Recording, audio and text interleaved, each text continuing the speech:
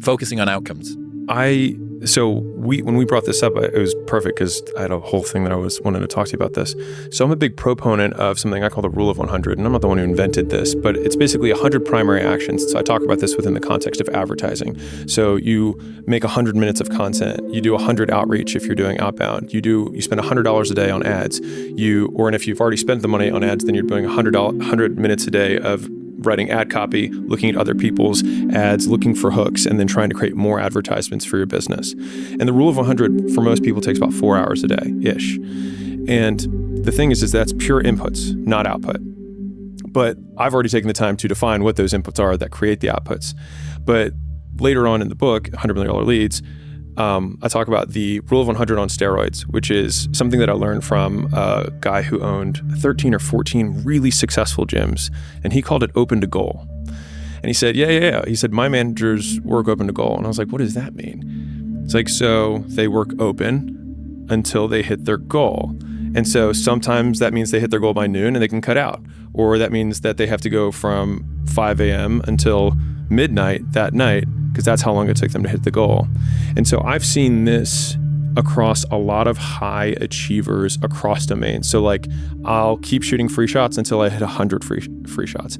I will run until this happens. I will practice my presentation until I do 0 mess ups, right? Or whatever that output is that you want for quality or quantity.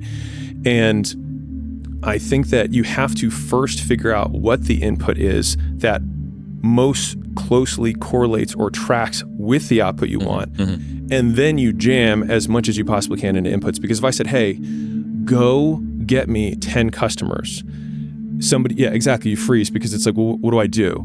And so then normally people they skew, like behavior skew. So it's all over the place, it's scattered, It's shotguns, sprays. And then they eventually figure out one thing that works. And then it's like, once you hit that, then you just jam that button as hard as you possibly can. And I think that I've been disproportionately successful in different domains in my life by ruthlessly focusing on one input. I mean, even when I was a kid, when I played video games, it's like if you find a spawn point for zombies right before the end of the level, I would just sit there for like 8 hours and just wait for the troll to come up and just slice him again and get my little diamonds and put it in. And I would just do that for hours because I was like, I got to level up my avatar. But I think I play the game of business the exact same way. Andy Groves says there are so many people working so hard and achieving so little. And that's the lack of correlation between inputs and outcomes. Yeah. I think the vast majority of business owners, I come from the business perspective, the vast majority of business owners work a fair amount. They just work on the wrong stuff and they do it the wrong way. And so they get so little for their effort that they wonder when they're at home empty-handed in bed, why isn't this working when I am working? But if you define work, at least the way I do, which is output. So I define work by output. And in order to get output, it's volume times leverage. So how many times you do the thing times how much you get for each time you do it.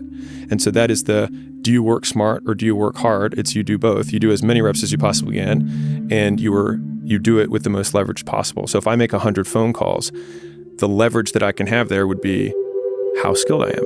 So if I make 100 calls, I might get 10 times more. And so I worked more, I had more output than somebody who has less skill. But the only way you get skilled is by doing more inputs, by working more. And so it's this virtuous cycle of doing more and getting better, and then you get more for what you do.